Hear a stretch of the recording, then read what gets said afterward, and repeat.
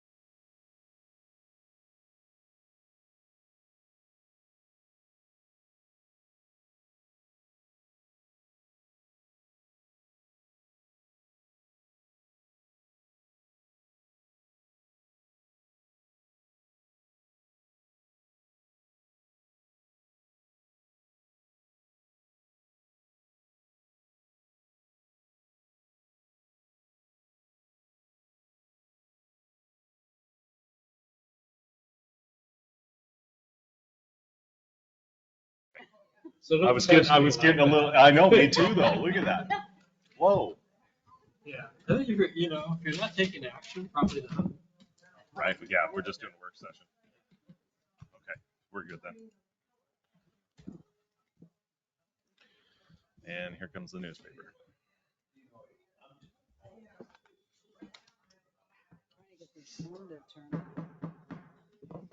Clerk, can you please start recording? Okay, perfect. Today is Wednesday, April 10th, 2024, and I'd like to call today's work session to order. Can I please get a roll call? Councilmember Fox, Absent and excused. Councilmember Kasberg, I'm here online. Councilmember Boyle, Present. Councilmember Leija, Present. Councilmember Cerveny, I would say she's running a little bit Oh, she's behind. right there. Oh, she's coming in. Mayor Strobin. Present. Thank you, clerk. Councilmember Kasberg, I do want to give a great thank you for being online. I know it's rather difficult on your travels, so thank you again. Tonight we have a presentation, the Tribal Intergovernment Agreement presentation. Mr. Jeff Swanson will be presenting. Jeff?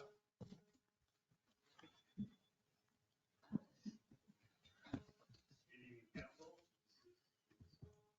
you hear me okay? Okay, I might want to walk around. We'll see. Start singing. Yeah. Yeah. So I'll Phil Donahue on you. There we go. All right. Well, before I get started, I want to express appreciation to Mr. Potter, our city attorney, and we've sourced Drew Pollan from a Seattle law firm, who's our specialized counsel on issues related to tribal city, tribal government kind of issues, and he's been advising us. We've had council members Boyle and Kasberg have been involved in this process as we've negotiated with the tribe on different issues. Of course, Mayor Strobin has been running point with the tribal chairwoman Kinswa Geyser.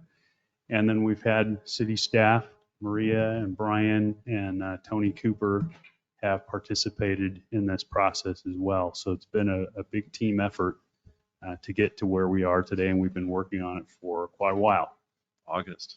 No, actually almost a year. Well, yeah, long before August, actually, we started bouncing around some concepts and ideas. So Alex, you go to the first slide, just a little overview of what we're going to talk about. Background and process that we followed. We'll talk about proposed changes. We have an intergovernmental agreement in effect right now between the city and the tribe that was executed in 2016. So we'll talk about what's changing and then leave lots of room for discussion. Next slide, please. So as I mentioned, we executed an intergovernmental agreement with the Cowlitz Indian tribe in 2016 as part of the trust designation up at the junction, the construction of the interchange, and the tribe's development on the newly designated reservation. The main thrust of that agreement concerned capital improvements. So it was extension of the sewer line to the I-5 junction, the realignment of Paradise Park Road as part of the interchange construction, and related stormwater, landscaping, lighting, pavement, and maintenance issues that were associated with the interchange construction, and then other utilities issues like water and so forth. A key provision of that agreement was that the tribe would not take land east of Interstate 5 into trust status between Paradise Park and 299. The tribe began meeting with the city after acquiring interest in land on the east side of I-5 at the La Center Junction, proposing modifications to the agreement. So these parcels are on the north side of La Center Road. They're known commonly as the 3B property and the Fudge property are the two that the tribe has acquired in recent years.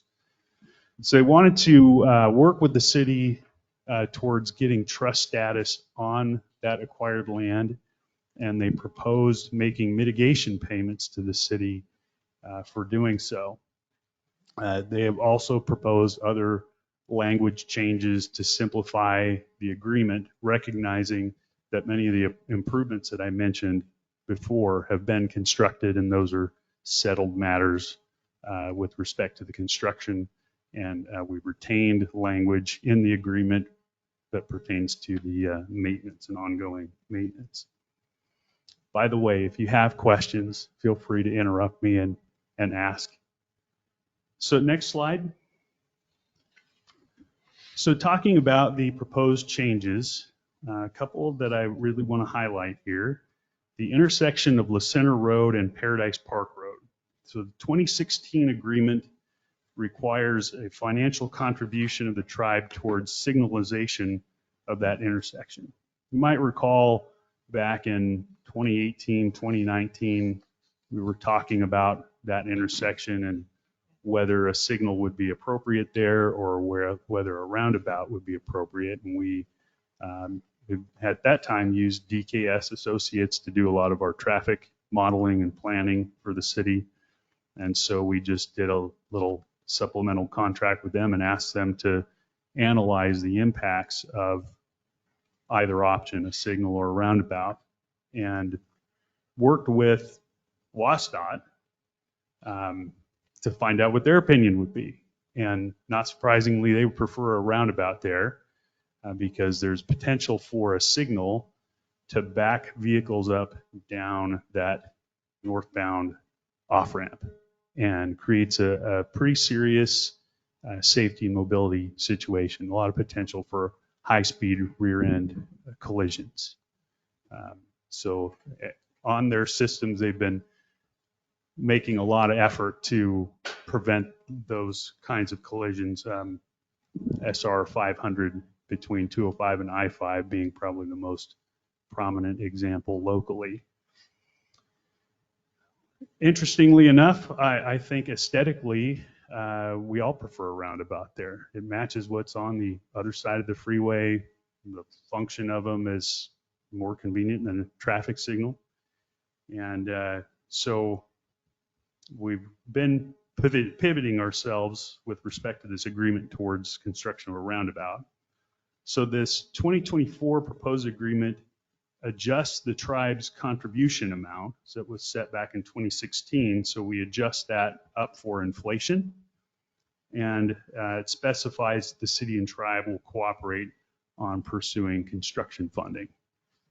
And the way that we've structured that section of the new agreement is that we'll basically be in together on the costs of the design, the layout, the permitting of the roundabout, and then we'll work together on construction funding and whatever of the amount they are obligated to provide that's not used in the, about up to 50% of what they are pledging will be used on the design and engineering portion, and then the remainder they would chip in towards construction.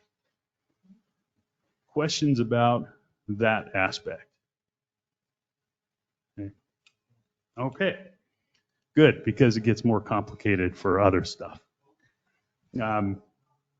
We remove language specifying signage in the WSDOT right-of-way. So in this, going forward, each party will be able to pursue their own signage for the ramp terminal roundabouts. So on the east side and the west side of the freeway, at the off-ramps. And so there may be some opportunity for cooperation there, and I assume that we'll continue to collaborate in friendly ways with the tribe and coordinate on aesthetically what that signage and lighting will look like, but we'll have the rights to put what the city wants there, provided that WSDOT and FHWA allow what you want to go there or allow anything at all, frankly.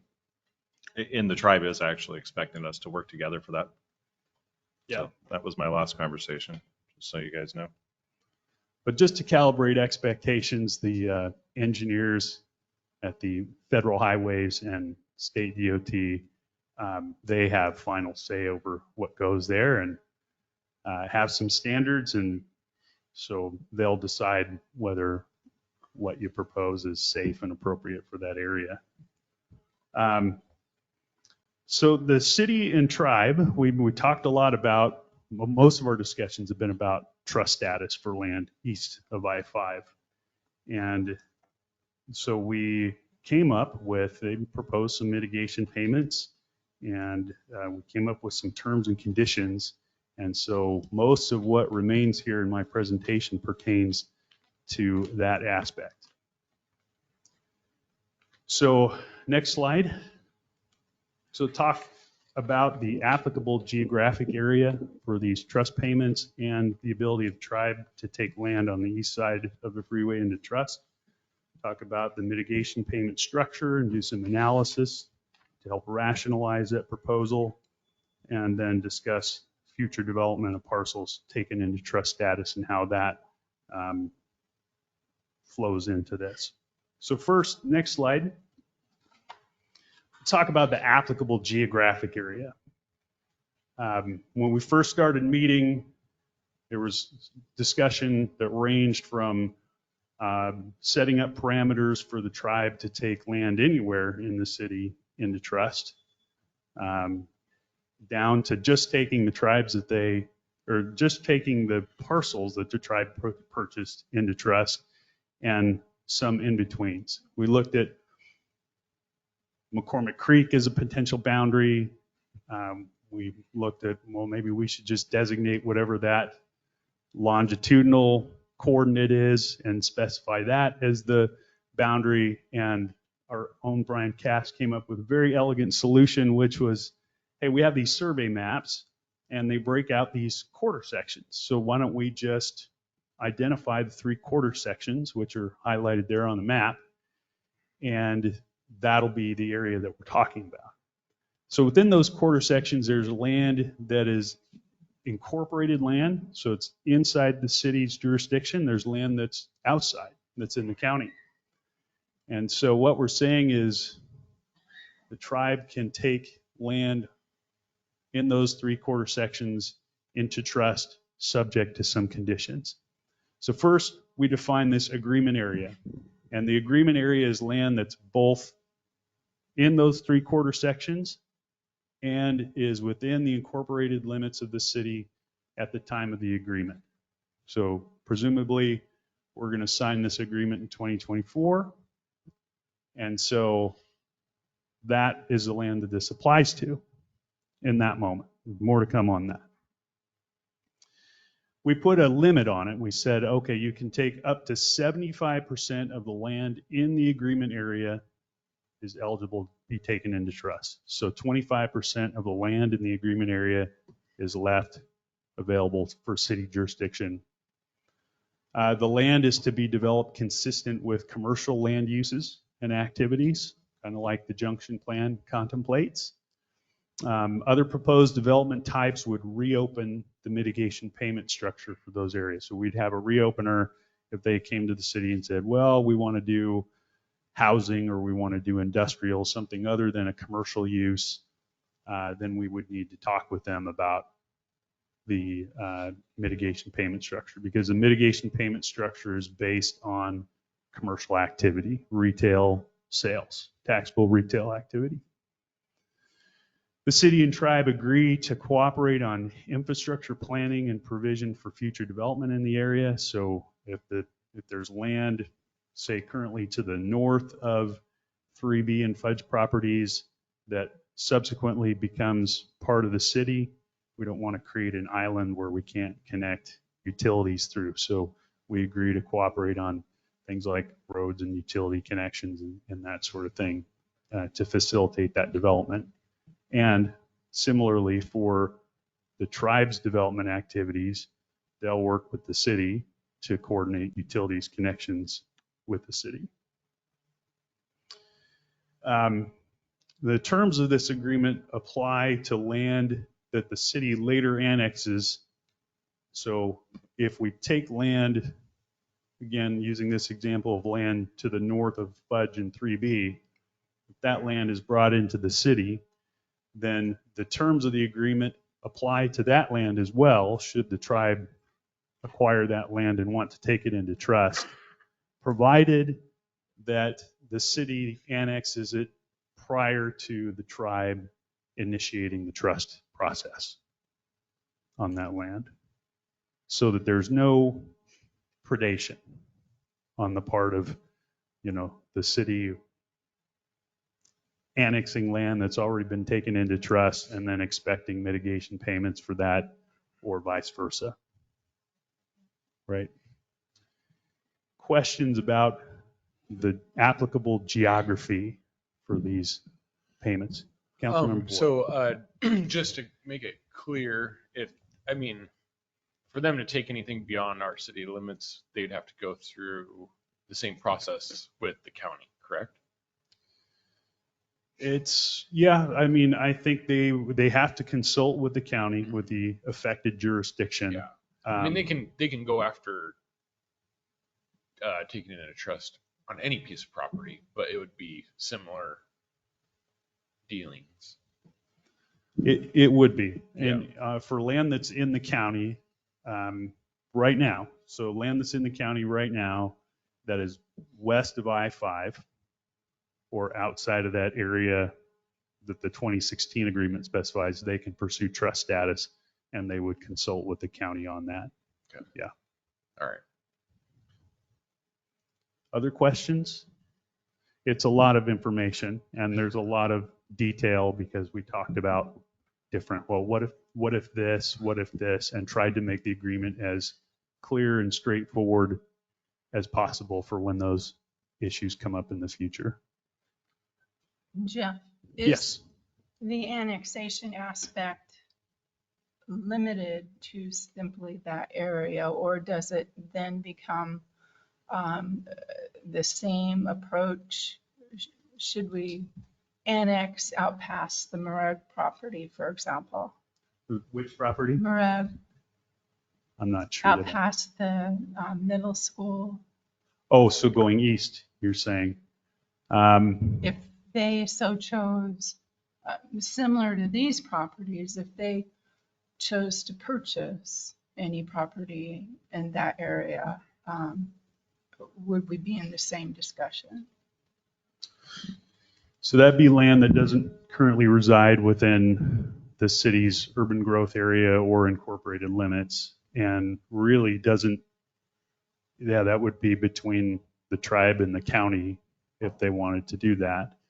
But if that property owner, similar to what happens today, comes to the city and wishes to be annexed and goes through that process, does that property then become incorporated into this same discussion?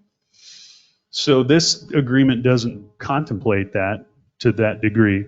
So if it is annexed prior to the tribe pursuing trust designation on it, then it would not be part of the agreement area because it would fall outside of those 3/4 sections. right? So that's case one. Case two would be it's in the county and they acquire it and take it into trust before the city takes any kind of annexation action. Then it would not be subject to the terms of this agreement. Okay, step back to Barnhart property, for example, that's already in the process.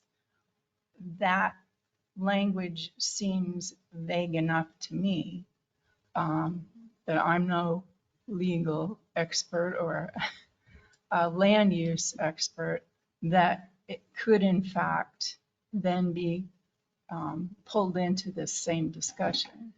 I mean, all it says is terms of agreement apply to land City of La Center annexes unless the tribe first initiates trust delegation process. Yeah, so Barnhart property that's the property you're talking about that's east of the city, It's just, or Just It's, over the hill. yeah, it's just over, it's near sort of downtown area. okay, so just west of the downtown area. So, but it's not in the incorporated limits of the city currently. We just completed annexed. annexation on it. Okay, so you completed the annexation, which means it's subject to the terms of this agreement in so much as it would not be permitted to be taken into trust under the terms of the agreement. Because the only land inside the city that the tribe can take into trust is within those 3/4 sections, up to 75% of the land area, if that makes sense.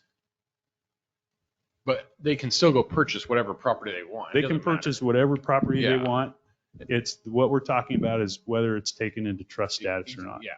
which is removing it from the city jurisdiction. Like they could, if they wanted to, they could go take that whole new property that we just annexed into Sure. the city and build whatever they wanted down there. And, it doesn't mean that it's trust land or tribal land. It just means that they no, own but it. in other areas, in other communities, So- other states, that is what happened.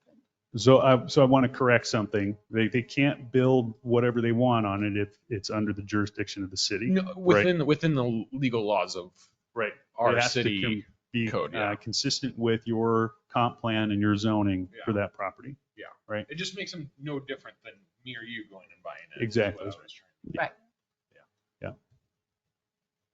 Yeah, their limitation for taking anything into trust is those 3 zones right there, For land at that's least in the city. Yes. And even if we annexed outside those 3 zones down below, let's say, next to, I think it's 411,093, Mhm. to the east of it, and we actually annex that in, that still falls outside of the jurisdiction. So they can't take that into trust. Post annexation, they could, if it's, If they it'd bought be it subject to beforehand. the terms of the agreement. Right. Yeah. But after, if we annexed before they bought anything and tried anything, then no, that's outside the zone. Yeah. Yeah. So those are really kind of the trigger points. You try to figure out, where does this apply to? It's, well, does it currently sit in the city? Does it sit within these 3/4 sections? Then the terms of the agreement apply to it. And anything outside the city, we don't regulate. It's between the tribe and the county, or it's really, whatever the county's prerogative is. Okay, clear as mud. Yeah. Okay, let's. Just sorry, but, I mean, Oh, go ahead. does that answer your question, Liz, about? Somewhat. Okay, I mean, I guess I don't know what it is otherwise. I just want to make sure we're all on the same page and clear and understanding of what we're talking about, I guess, before we move forward. So what part of it are you questioning? Whether they can take land into trust outside of the center, like in our urban growth boundary, or just? Their ahead. ability to take land fee to trust Mhm. is pretty broad. Yeah, it is outside of the city limits. It is. Yes.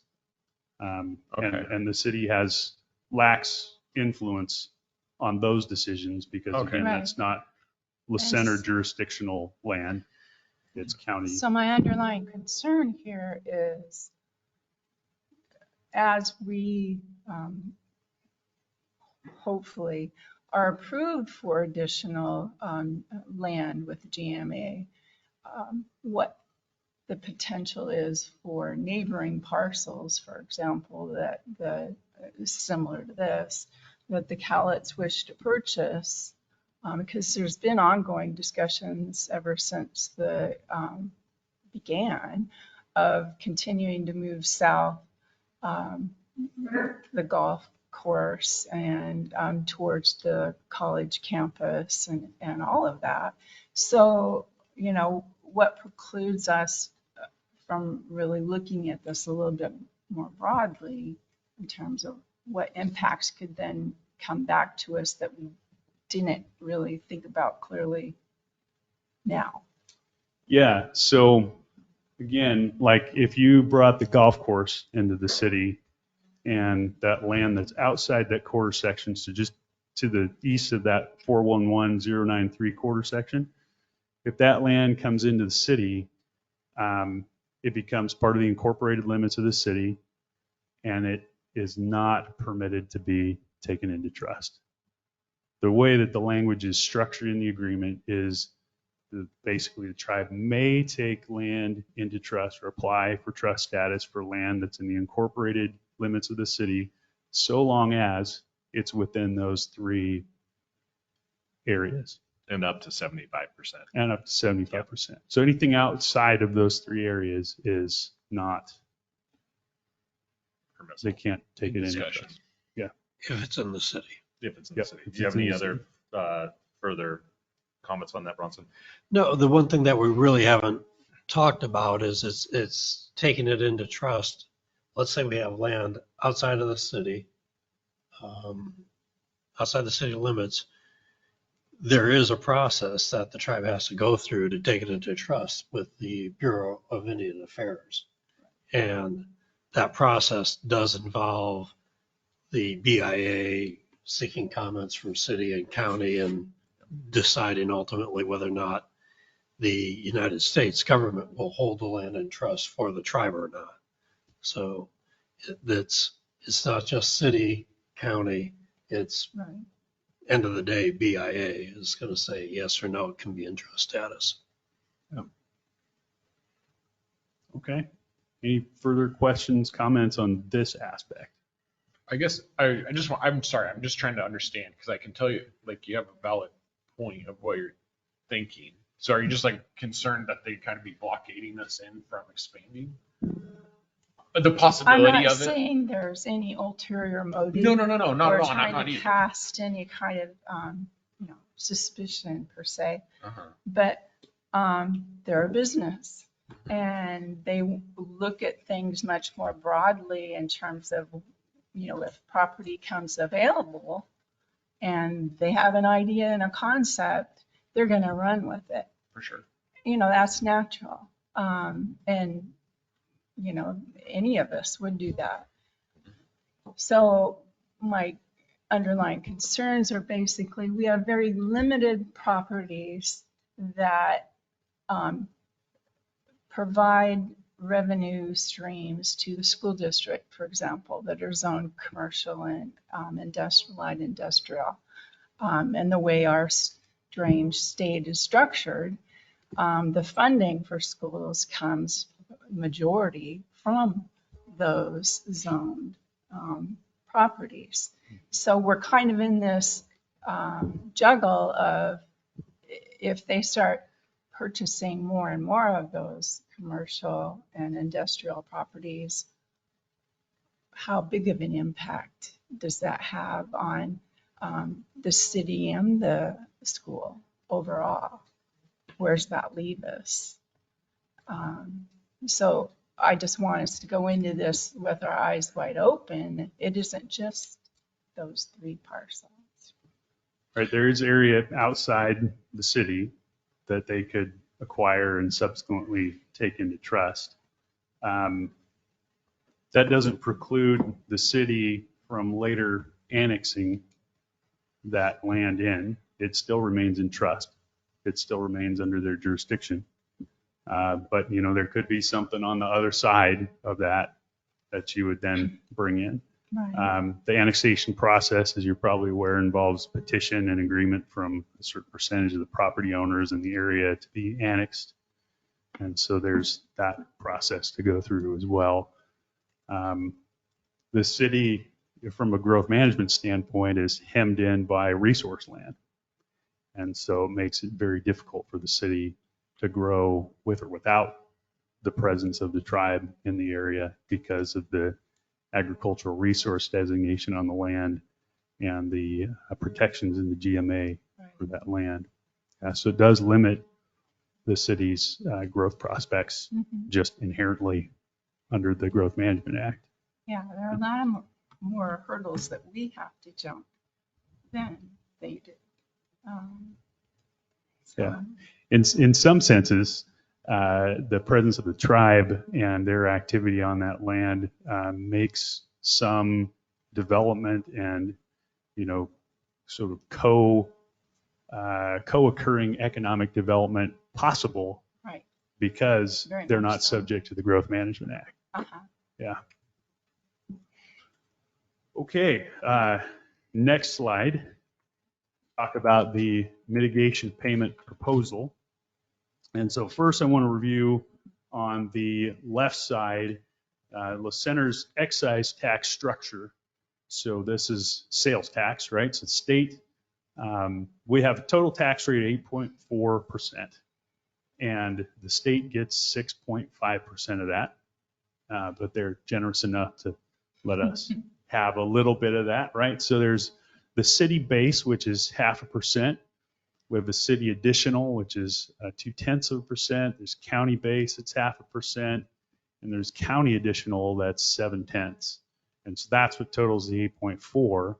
So the city portion of that 8.4% is 0.7%, right? Yes, I hear some shock in the audience. This is the tug of war between the state and the cities, because all the economic activity in the state that generates revenue typically occurs within the city, but you see how much they let us have of that activity, right? So that's what makes it difficult to fund public services. So the Cowles Tribe proposal, there are two business types that occur on the reservation. There are businesses that are tribal owned and operated, and they have an ordinance for a tribal excise tax on activity at those businesses. And then there are businesses that, you know, the tribe develops some square footage and somebody leases it, opens a business, and those are subject to Washington state sales tax, just like they are if they weren't on trust land. Department of Revenue administers that excise tax and distributes it to the cities. And so we would still get our 0.7% on those businesses. The tribe's proposal is to kick in an additional 0.5% of the taxable sales. So the total city portion there would rise to 1.2%. For tribal businesses, the tribe will remit 1% of sales activity to the city. So tribal business is 1%. If it's a non-tribal business, 1.2% is the tax rate as opposed to 0.7%. Does that make sense? Okay, let's go to the next slide. So they made this proposal. I'm trying to figure out, well, how do we know if that's good or not? How do we rationalize this proposal and understand and contextualize it? And so we've done this extensive planning up at the junction. We did the junction plan back in 2018. We had McKinsey do an economic analysis of the junction and what kind of economic activity was expected up there. And so we took that and we built a model out of the work that was already done by McKinsey. So we made some revenue assumptions. We assume that the junction plan development for La Center interchange, as analyzed in that 2018 study, this is kind of ambiguated taxable sales assumptions is what the economists at McKinsey use, because you don't know if a store that occupies 3,000 square feet of retail space, if they're selling bubble gum or if they're selling iPhones, right? There's a difference in the revenue productivity of those two different types of stores. And you can have everything in between. So they use some assumptions that kind of pick some midpoints and ambiguate it, but still makes for some meaningful analysis. So we compare the current state versus the Cowlitz tribe revenue proposal under that same development scenario to compare model parameters and impact. So we just assume that the junction plan on that north site, which is 3B, Fudge, and Minute Management, we just assume that's going to develop as planned, and we compare it under city jurisdiction, and we compare it under the tribal, if it goes into trust, using those mitigation payment proposals. And so we further make two revenue assumptions. This is called sensitivity analysis. So we're trying to understand what are the extremes in this case, right? So we make an assumption that all the businesses up there are going to be tribal owned, so subject to 1%, or they're all going to be non-tribal owned, so 1.2%. And we give that financial range and use those estimates. For the expense assumption, because what we're trying to do is, well, what's the net benefit here? What's the revenue minus the expense? What's the net to the city? So for the expense assumption, we use an annual general fund budget per square mile. So we take the square mileage of the city and we take the annual budget and we divide it up and we figure out, per acre basically, or per square mile, what's the cost to administer city functions across that area. So that generalizes the cost of city service provision. And this is a conservative assumption, because we have predominantly a low density development pattern where the junction is planned for higher density and intensive commercial development and would have a higher cost of service per land area. So we're actually making some very conservative assumptions about the impact of cost in the model, right? Because again, once this becomes trust land, then the cost to administer it for the city goes to zero, right? The tribe has to provide the services, the municipal services on trust land, right? So next slide. So we assume a 20-year phased build out is what's built in the McKinsey model. The annualized north site gross taxable sales revenue, so that north site is projected to generate in 2018 dollars anyway, the equivalent of about $31 million in total sales. So the annual property tax revenue for that same area is about $482,000.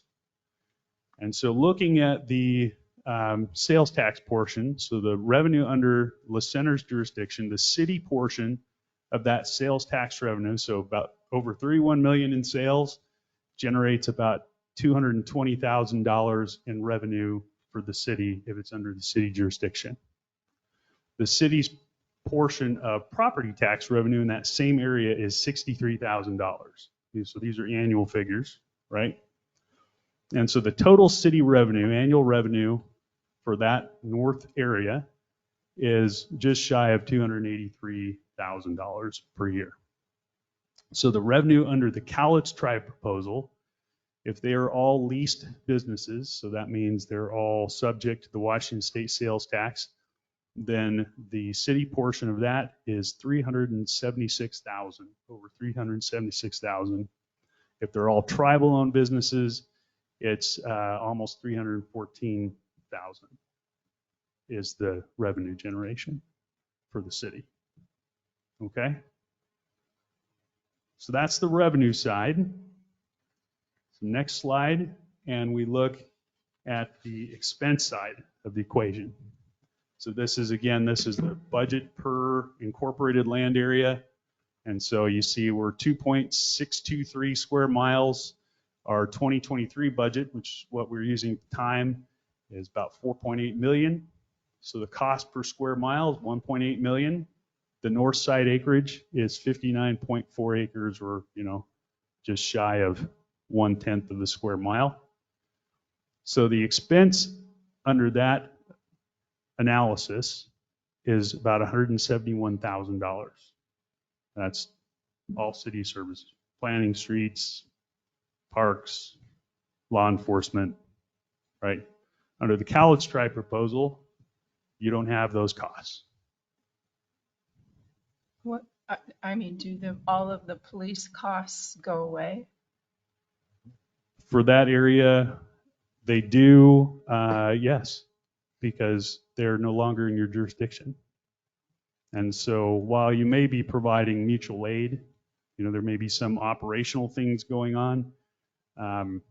Ultimately, the cost to deliver, the responsibility to deliver services on those lands is up to the tribe. Even in our contract with, our proposed contract with the Clark County, because we would still have the legal responsibility to service on a lot of the calls, like at I-5. Or even if there were potential robberies at the drive-throughs or the service stations. All those costs are absorbed by the Cowlitz? I'm not familiar with the agreement with the county, but what I can say with certainty is that you're not responsible for providing law enforcement on reservation land. So if that land that's in the city then goes into trust status, then the costs are borne by the tribe for that. So whatever the tribe has worked out with the county for law enforcement response would therefore apply to that land as well. I think the point is, Jeff's right. We're not responsible for providing law enforcement services to land that's within trust status. But if you look at the agreement with the sheriff's office, and right now we have a temporary agreement, but the payments don't go down because land has been taken into trust status. So our cost for law enforcement remains the same. And our costs going forward, I mean, most commercial development drives more an increased number of calls and types of calls. Yeah, I'm sorry, did you not hear? The increase, the commercial types of businesses, irregardless of whether it was in trust or the city, would increase. It's just a natural occurrence because of the types of crimes that occur in those types of businesses. And so my concern was, since we're trying to work out an agreement with Clark County for our city policing, there would still be somewhat of a mutual aid relationship in terms of backup to the Cowlitz tribe. And would that also drive up our costs on the contract? Would we truly be getting out from under all of the expenses, or how would we even be able to know that? Because our costs are actually based on the amount of officers for the coverage that we want, right? So if we had to cover more land, that would up the cost. But we're not going to cover more land at that point. It's no different than the mutual aid that we had agreements with Ridgefield, right? We didn't keep track of costs or anything like that when our officers were sitting over in Ridgefield. Same philosophy. But we did pay for their officers and overtime and then report writing out all of that. And it still gets wrapped up into those types of calls. Right, but those are costs that we absorbed ourselves, right? Just like when Ridgefield's helping us out, they're absorbing their own cost on that. They're not passing that buck on to us, right? The tribe itself, every officer, including our officers, back when they were here, would go up and assist the tribe all the way onto the tribal land, even though we didn't have a mutual aid agreement with them. And we still covered those same costs, right? So that, I don't think that would ever change, just because you can't tell a police officer not to respond to a certain area or land with criminals. I don't think that would ever change. But it would, you know, as far as increasing cost of another officer or anything like that in our contracts with the Clark, I don't believe that would happen at all unless we increase our population and need more officers. It's really the responsibility shifts. So, you know, the tribe would have responsibility to respond to calls on those properties that they take into trust. They would have the first obligation to respond. And then, of course, in the dispatch system, it depends on where people are at time of incident and so forth. But yeah, so I think for La Center, and I'm not privy to the terms of the agreement with the county, but I assume their cost to you to deliver law enforcement services based on shift coverage. So whether it's one officer 24 hours a day or however that's structured. And so, you know, taking 60 acres of land into trust isn't going to appreciably impact that cost. You're still going to be paying for one officer to deliver service to the rest of the jurisdiction, whether that 60 acres is in or not. And I think operationally, you know, the tribal police, they will have to shift their coverage to provide more coverage to that area that they take into trust. And law enforcement officials meet regularly and look at that balance of mutual aid, and, you know, they'll poke each other and, hey, I'm having to go over into your city a lot lately since you built this commercial development. You might need to, you know, push some coverage out that way. So I'm not picking up your tab for you. I'm chuckling because fire does it too. Yes, Yeah. they do. Yes. They do. And EMS. Yeah.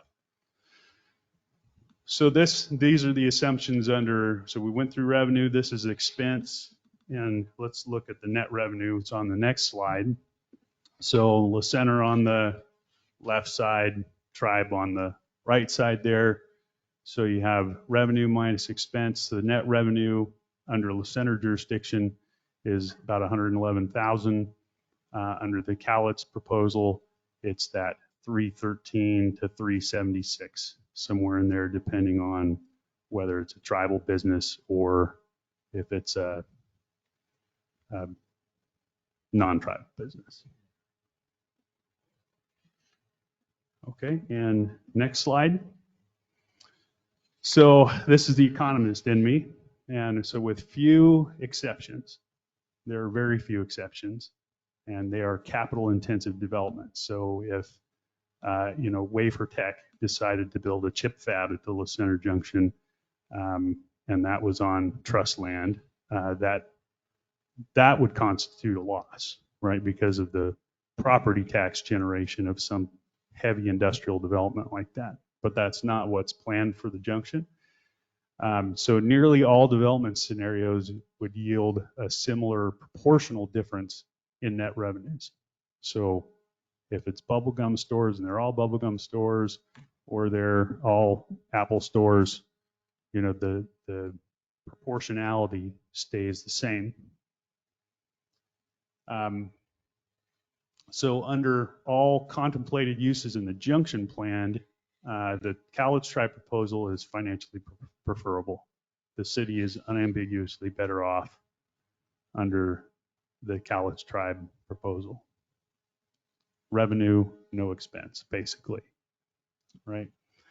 So I always like to throw some caveats in my analyses, because they're not, you know, it's build a bridge with an engineer's numbers, not an economist's numbers. So this analysis is an abstraction of some prior forecast efforts.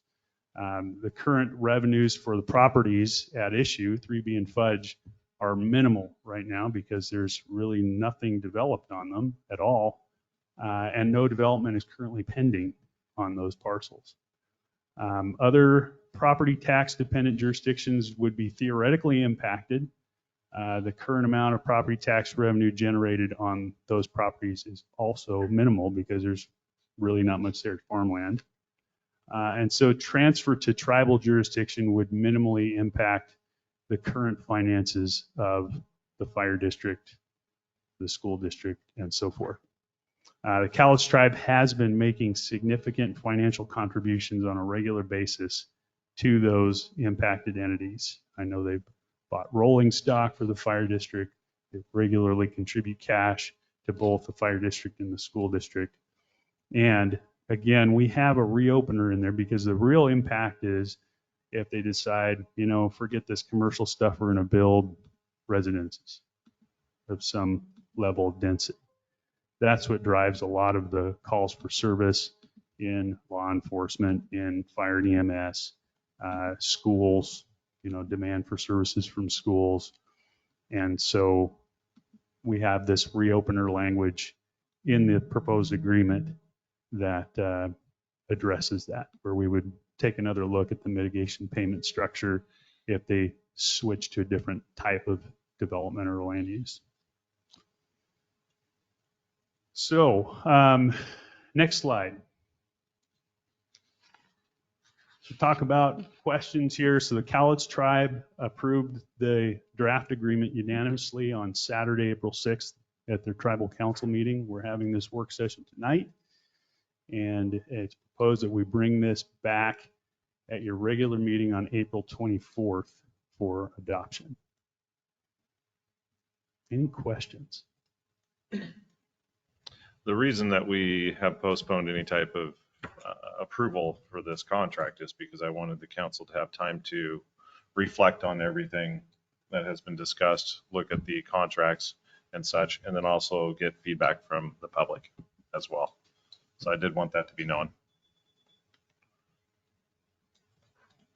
Okay. All right, we're all talked out already A couple of things before out. we even get to the council meeting. So did I understand you to say that council will be getting a copy of the contract? Yeah. To look. Yeah, you'll have it. She's asking if council would have access to the draft agreement, and the answer is yes.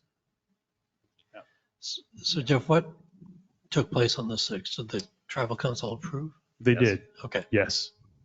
22 members. Yeah, I know. That's part of the reason why I asked. It's Unanimous. Yeah, it Good. was unanimous approval.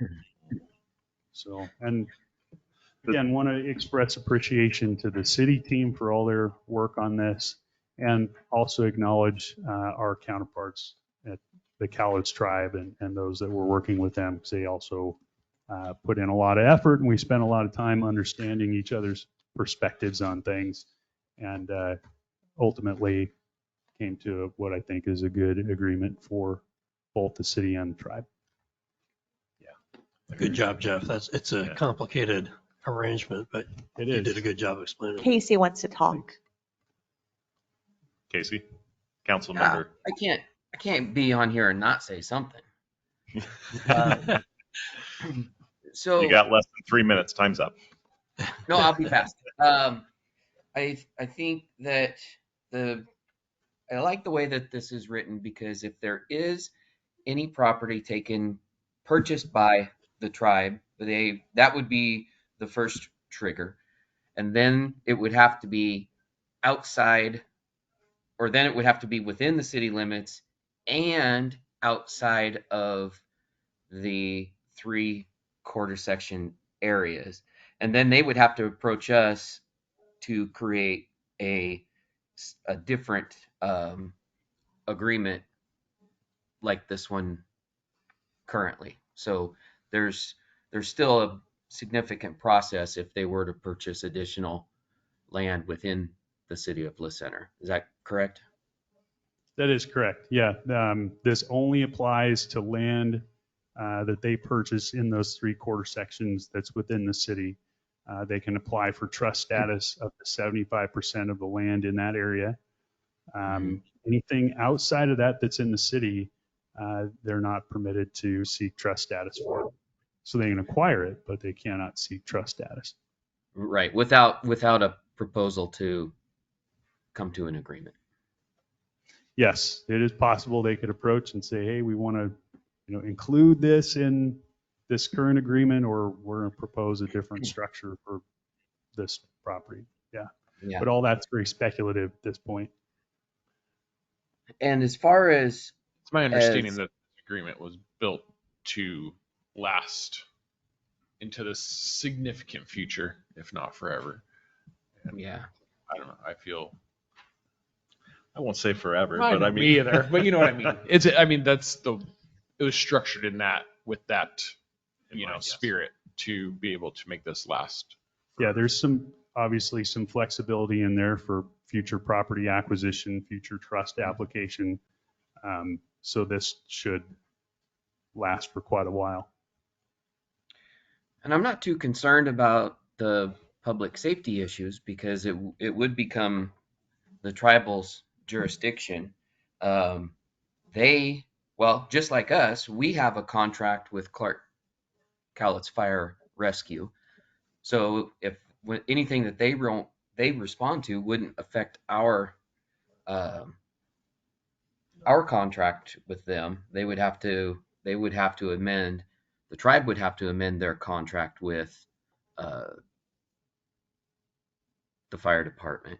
So it may not make our costs go down, but it won't increase them if it does create an increase. And then for the sheriff's office, it would be the same thing. The tribe has a mutual aid agreement with the Cowlitz tribe, and we're working on the final contract with the county. So even if they did respond to mutual aid, it would be to assist, make the scene safe, and then move on. Any of the expenses dealing with courts or arrests or things like that would fall on them and not the city. Yeah, and actually the city isn't in the fire business, so you don't have a contract with Clark Cowlitz Fire Rescue. You're part of you sit within their district. All right, that's all I got. Thanks. Thanks. Thanks, Jeff. I thought it was plugged any holes that I was concerned about. I mean, I think that the agreement looks like it's structured well for the city financially. And I mean, just being as where those properties sit right now, I mean, we don't have, at this point, it's a much better option than where we're at. Yeah. So thank you for all your work. You bet. Thank you, Councilmember Boyle. And if you have questions between now and the next council meeting, feel free to reach out. Be happy to spend time walking through either the agreement or any of the aspects of it.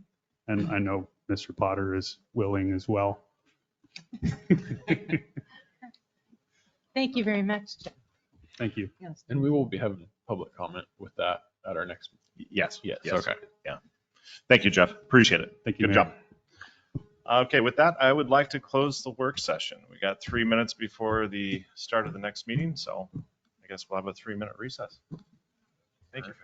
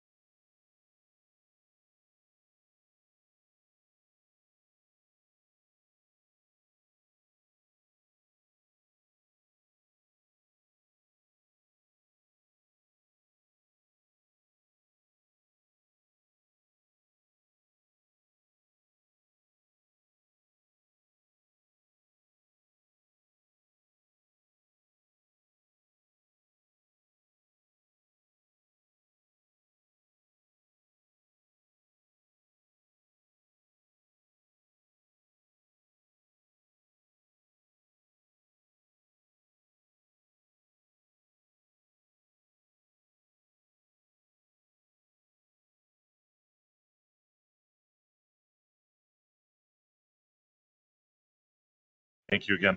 All right, we ready? All right. Today is Wednesday, April 10th, 2024, and I'd like to call today's City Council meeting to order. If we could all please rise for the Pledge of Allegiance. I pledge allegiance to the flag of the United States of America and to the republic for which it stands, one nation, under God, indivisible, with liberty and justice for all.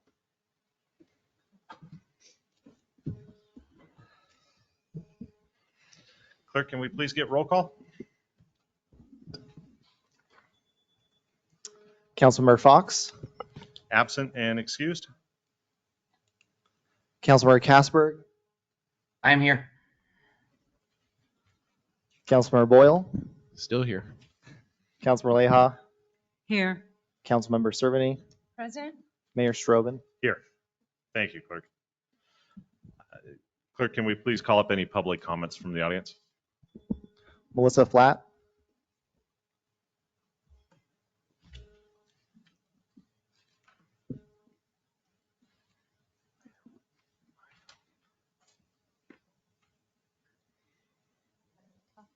Melissa Flatt, here with La Center United, 660 East 18th Street here in La Center. I am here for a couple reasons. So we're working on something called positive community norms, which is a way that we can show youth and families that not everybody is doing something. Like when we grow up, we think everybody is doing something.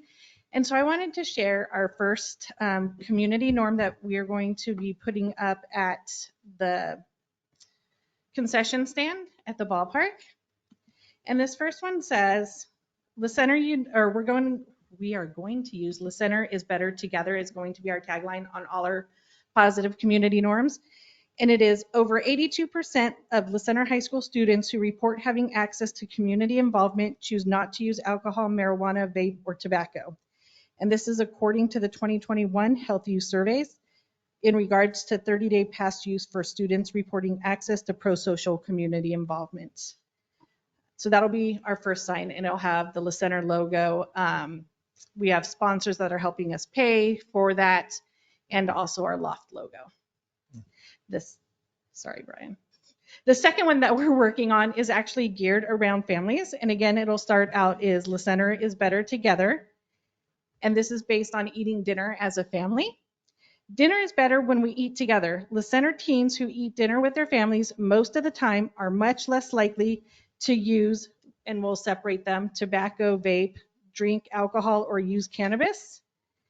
And the tagline on that says, most 88.7% of La Center High School students choose not to use when they eat dinner with their families most of the time, according to the 2021 Healthy Use Survey. Can you throw the picture up? So this is a picture we're thinking about using, but we would love to put it out to community members, to create something fun that families do. And it doesn't have to be like a big sit-down meal. It could be prepping the meal together. It could even be meals done, we come through the kitchen, we collect it, we just do a quick check-in. And so that's what our first community norm for families Looks would like be. my house. Does it? We should come take a picture of your house.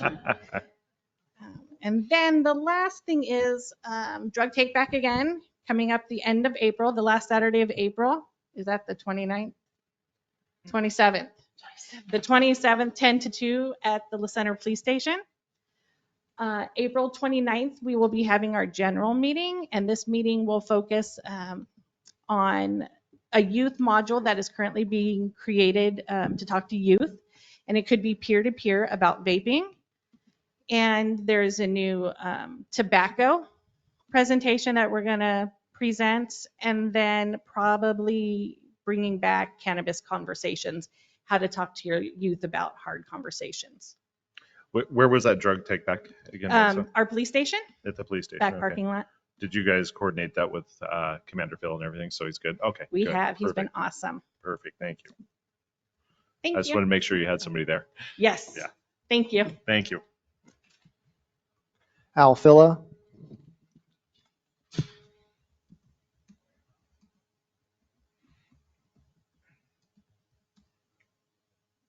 Altola 152 West 15th Street. If you know any veterans, tomorrow night at 7 o'clock at the church, we got an American Legion meeting. We sure need people. And I don't know if you heard, the farmers market's going to be on Fridays this summer, starting the 14th of June. You know, that should be a good thing. Okay, now this workshop we just had, boy, oh boy, what a bunch of information.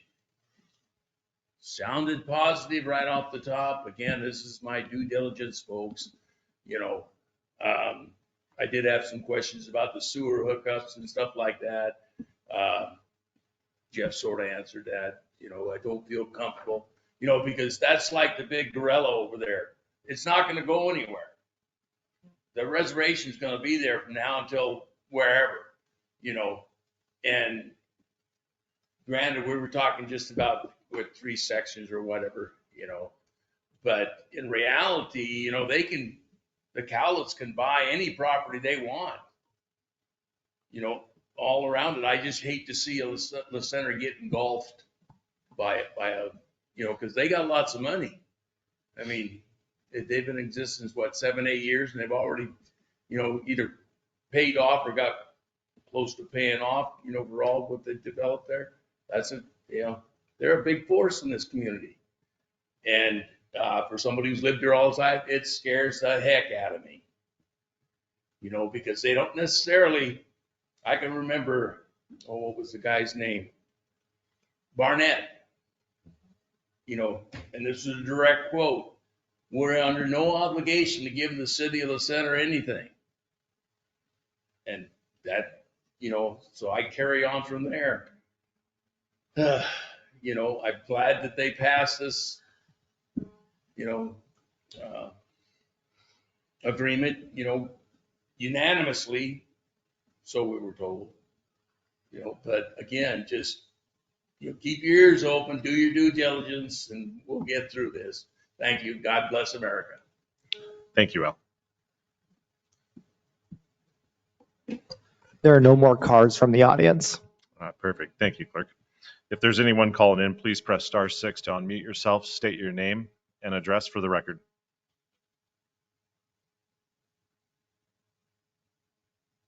This is Kimberly Goheen Elbin. Can you hear me? Yes. This is Kimberly Goheen Elbin, life citizen of Clark County, Washington, USA, patriot serving God, family, and country.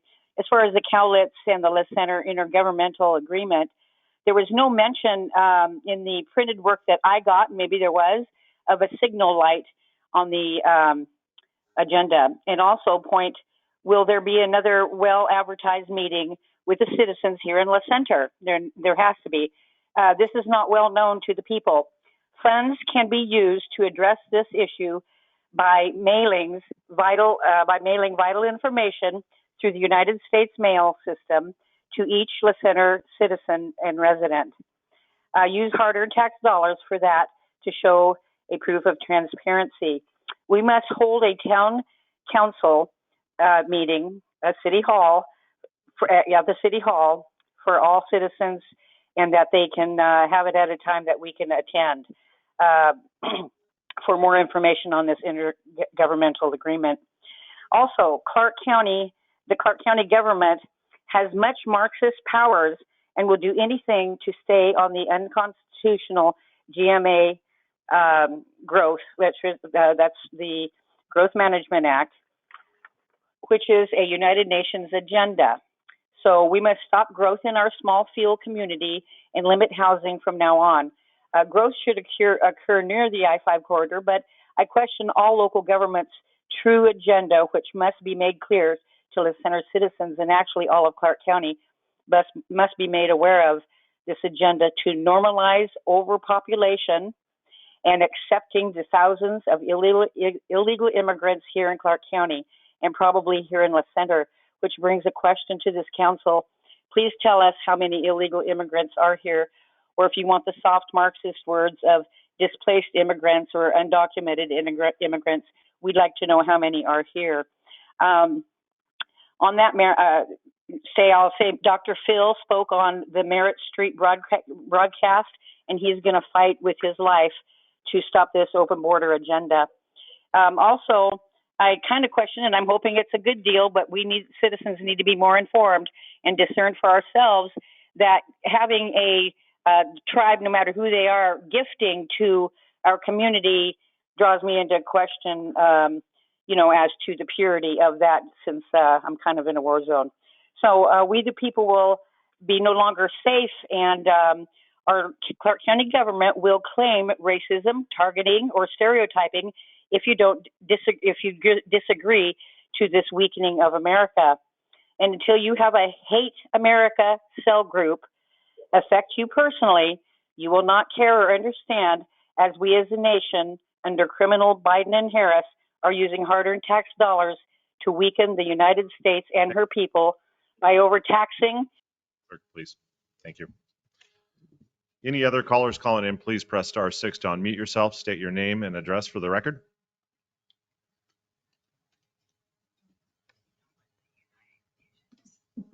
Clerk, are there any comments to be read?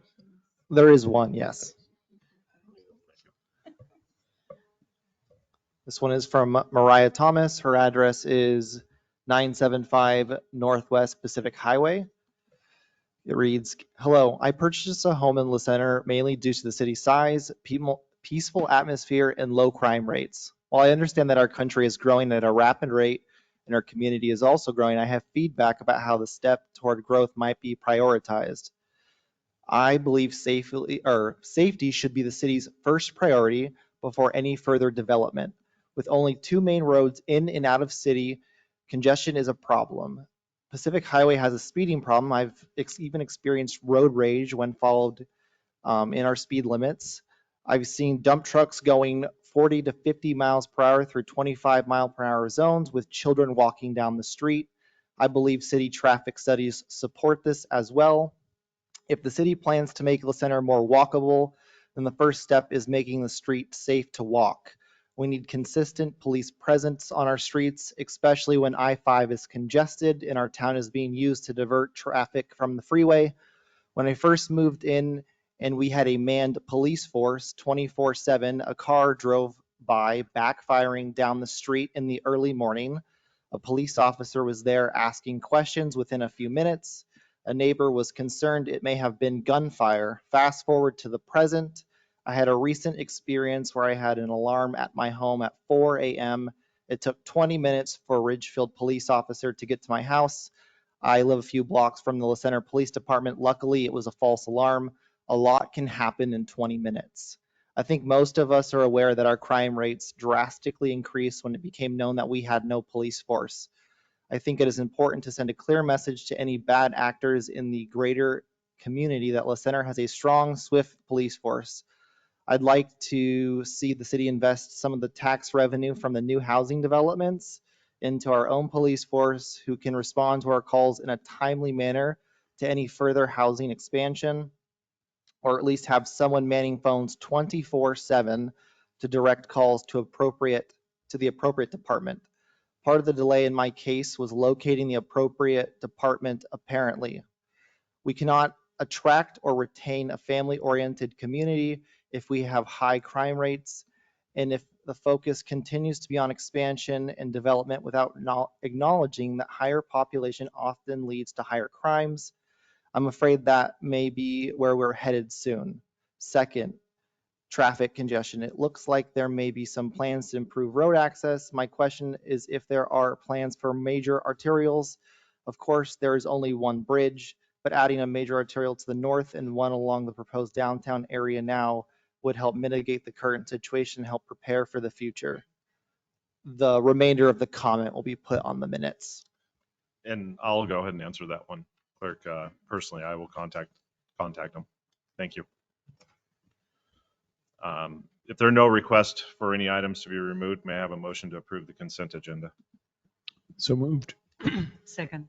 It's been moved and seconded. All those in favor? Aye. Aye. Opposed? Wait, is Councilmember Kasberg still on? He is, yeah. I don't think I gave him a chance to. He's muted. Yes, we did. Yeah. Remember, I'm still Councilmember here. Kasberg, are you with us? Yes, and I voted aye. Okay, thank you. Appreciate it. Opposed? Abstain? Motion passes. Thank you, council. Mayor's report. So I've received a few of those emails, like the comment, and that's why I said I would take that. And I have been responding to residents in the city myself, and also phone calls, taking those calls and responding that way. We do have a police contract. It was signed last week. I think last Tuesday night is when the county council did approve it. It is a temporary. And I'm assuming that temporary is going to be for a while because these contracts get very complex, and there's a lot of people that are going to be involved in them, from attorneys to city staff, county staff, attorneys on that side, and of course the police and the police unions. There's a lot of negotiations that are going to happen there.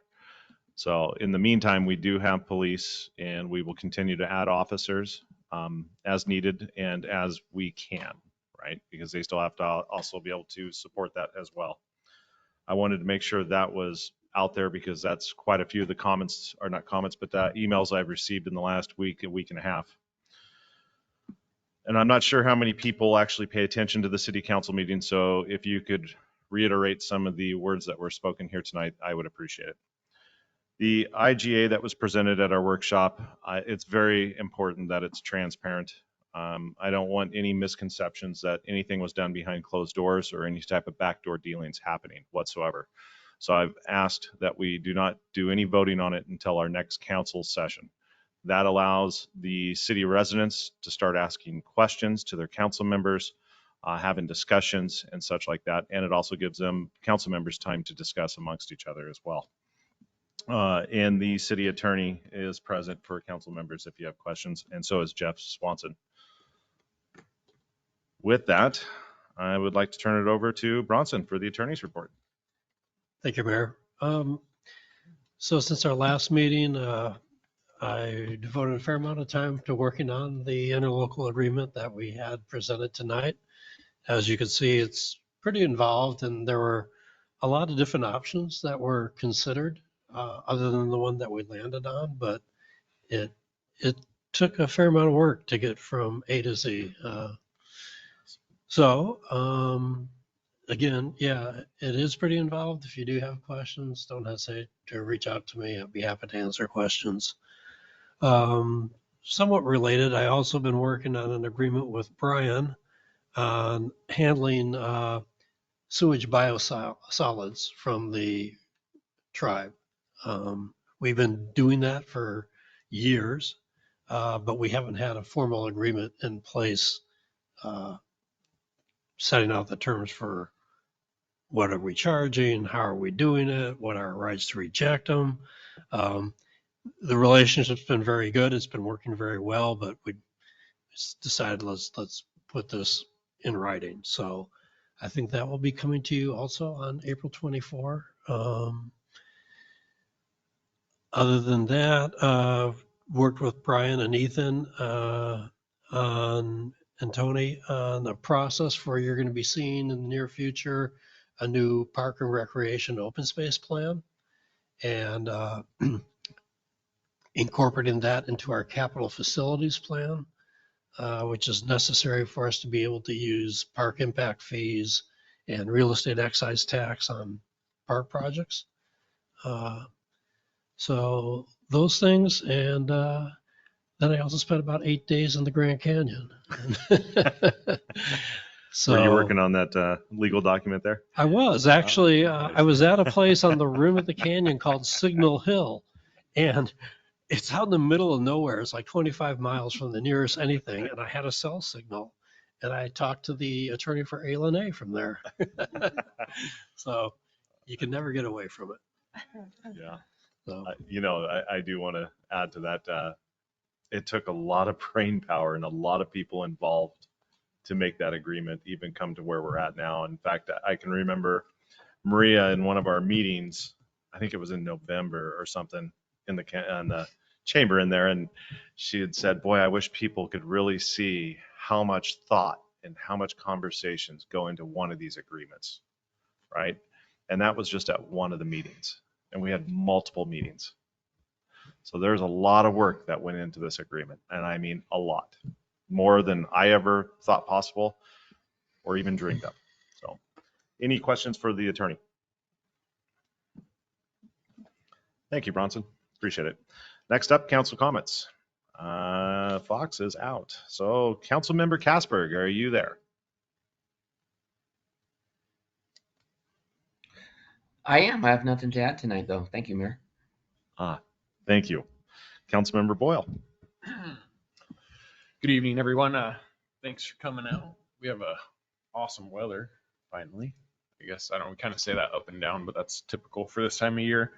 I just want to say about this IGA, because I feel like it is such a big deal. Like, it's nothing to be taken lightly, but part of the reason that we agreed to open up this IGA is because they came to us with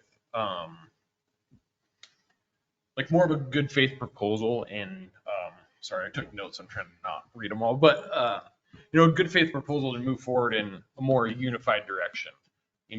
This with the establishment of ALNA and the Cowlitz tribe itself, I know there's been various feelings, and it's taken a lot to get to where it is today. But I do believe fully that they have the best of intentions for our community. I mean, they've shown that through the city itself, supporting the city of La Center through our school district, through our fire district. I think this is going to be a great partnership. They want to be a part of our community from the people that I've talked to and met with, as much as, we want to be there to support them as well. And so I do have my full support goes in moving forward with this. But at the most important thing is hearing from the community moving forward with this. We want to know what your thoughts are, what your questions are, what your concerns are, because it's up to us to make the final decision, but we're here to represent you as always. And, feel free to reach out. Our emails are posted on the website. I mean, if you don't have my phone number, I'll gladly give it out. But yeah, I don't know. I feel good about it. But other than that, baseball started. We just got our first games going this week, and I think there hasn't been any rain cancellations yet, so it's been fun seeing all the kids out there and stuff. The snack shack's going, so it's always fun to go down there and grab they got Philly cheesesteaks, which are really good. So if you need a quick meal on a Tuesday night or whatever, go check out some baseball and get some food. But other than that, that's all I got. Okay. Thank you. Councilmember Leija. Well, I've been talking about the art. The name is La Center Arts Council, and there's a whole group of us at any given meeting, and we've had lots of meetings. There could be as many as 8 to 20 of us there. There is a 5-person board, and the big project that we're working on is for May 11th from 10 to 4. There'll be an art event. It'll be our first annual art event at the community center. And we even have a flyer, which I'll be making copies of this, and we'll be posting this on social media, but we'll even make flyers like this to just have them to hand out. I think it's going to be really exciting, and it'll be the beginning of really bringing the art community to La Center. And I love how it really draws the community together, just all different kind of people. At this event, May 11th, there'll be a variety of local artists, tasty treats, the Cowlitz drummers, kids tent, spray painting demo, and a community poem by a Clark County poet laureate, Susan Dingle. So I think it'll be very exciting. And I just, I really appreciated the detail of this IGA agreement, or AI, is it, how do we say it? IGA agreement. And I felt that it was very well worked through and very well explained. And thank you everyone for coming tonight. That's all I've got.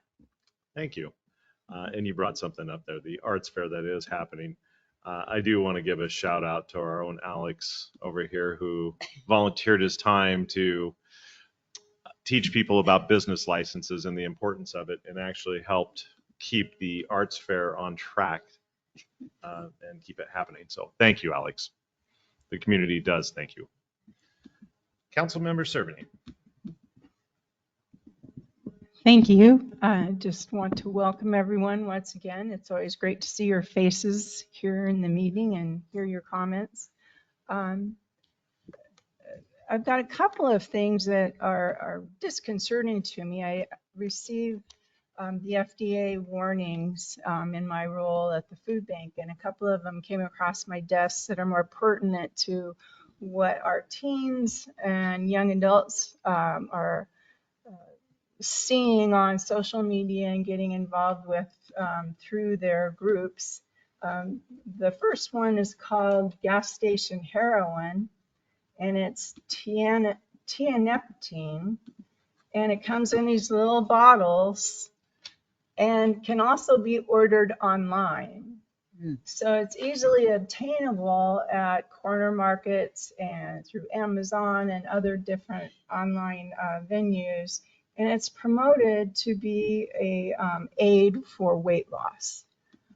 So there's a lot of mismarketing going on, and it can lead to psychosis, seizures, kidney damage, or death. So please keep an eye on your kids, your grandkids, and know what they're up to. If you see any of these Neptune bottles lying around the house or in their backpacks or whatever, or even being shared in group settings with their friends, just have that tough conversation about it's not really what it's being marketed as. The second one that I'd like to mention is toxic yellow oleander. And this one is also being sold online. And it has in the ingredients, I'm not sure I can pronounce it properly, but it's Tecota. It's Crataegus mexicana root or Brazil seed. And this one is poisonous. And once again, it's an item that is misleading in its marketing to youth as far as being also weight loss, and also gets into mood altering. And it can cause neurological, gastrointestinal, and cardiovascular adverse health events that may be severe and even fatal. So just stay alert. There, you can actually sign up to get these notices just like I do, but they keep you aware of what's going on out there in the different communities, in the schools, and in the different groups and organizations by age groups. So just wanted to bring that to everyone's attention so we can all keep our kids safe. That's it. Councilmember, is it legally sold in stores, or are they doing that illegally? It's legal. It's just the way they're going about marketing it, that the claims that they make don't meet the FDA standards. And so there's a lot of FDA asked both the actual manufacturers to pull the products, and the majority of them won't. Some of them have changed the way they've marketed it online or in the various ways that they are, but it's still available out there. Very similar to that same stuff that Melissa, that we worked on before, right? Yeah. Okay. Okay, thank you. Yeah, that's very disturbing, to say the least. Yeah. Thank you. We do have a staff report tonight. Public Works and Community Development. Director Brian Cast will be presenting. Brian? Thank you, Mr. Mayor. Good evening, council. With the spring weather that is here, Public Works is very busy, not only mowing, but also doing some tree trimming and vegetation removal. Recently, they've been working up on North Fork as you head north out of town to trim back some trees and improve sight distance and visibility for that roadway. In the parks, they're busy. We've got all of our fertilizing complete in advance of the summer growing season, and been doing some tree trimming in our parks as well. In the wastewater side, we Hey, have, yes. Real quick, I just have a request at the Holly Park specifically in the parking spots. Okay. I noticed that we're still stocking like sand and bark dust and all of that. Okay. And it's parking spots. super crowded down there. I know there's the overflow for the C-Tran parking lot or high school parking overflow parking lot, but just be nice to have those spots opened up if we could. Okay.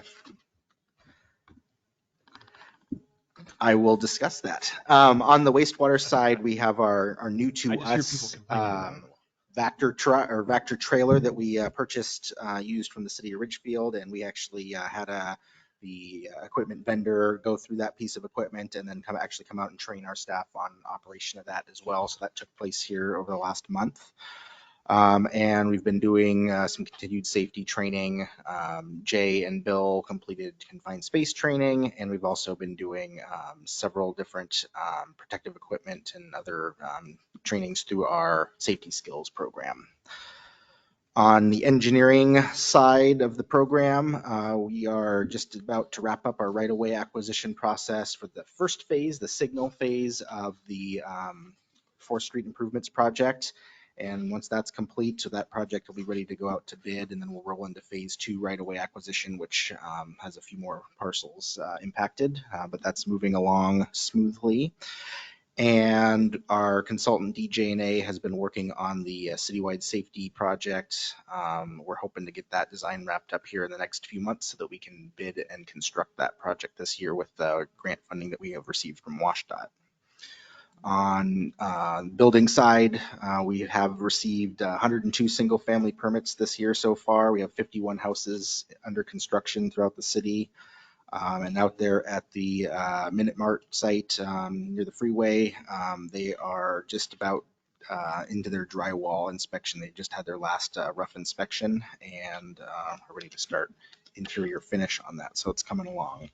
Have a new section here that we've added for code enforcement. Our new code enforcement officer, Mike's been quite busy, and so just a couple highlights there. He is now trained up and is going to be helping taking over from Public Works for sending folks letters about roadside vegetation that's blocking sight distance and the like. He's been working on with several property owners on cleanup of abandoned vehicles. Riverside Estates, we had several junk cars removed. The tow truck over there on Cedar Street has moved now. And the last bullet point there, we have issued a notice of violation for some junk vehicles and debris on 6th. It says there's no change, but as of this morning, actually they were out there doing some work, and Mike stopped by and talked with them about, sort of how to comply with the order. And so they're cooperating, and we really appreciate his efforts on that, cleaning up our city here. Moving on to the community development map, there's a couple of new projects that I wanted to draw the council's attention to. The first of those, number 72, Juniper Ridge subdivision, that's coming in for pre-application next week. It's a proposed 26 lot subdivision just north of Pacific Highway. We also had a pre-application waiver submitted and approved for the La Center Hotel, which is on the Van Vessen property out by the freeway there. They had come in just over a year ago for a pre-application meeting, and basically their pre-application notes expired after 1 year, but they have responded and made some changes based on those notes. So we didn't figure it was worth having them go through that process just because they were a week or two out of date on that. So we're waiting for their site plan submittal to come in at any time. And then finally, number 74 on the map, we have a couple of 4-unit multiplex apartments or townhomes that are proposed here in the downtown area. We had that pre-application conference this afternoon. With that, I'm happy to answer any questions that the council may have. I do want to say that the new code enforcement officer, Mike, he's doing great. He's doing great work. He's got the right demeanor for the city here. He doesn't approach it very brash or anything like that. He gives people options and is working with them to help clean up the city, and he's doing a great job. Very well said. Yeah. Any questions? Going once, going twice. Just kidding. All right. Okay. Well, thank you, Brian. Appreciate it. Great report as normal. You've only got a few of those left. I expect your last one to be very colorful. Right.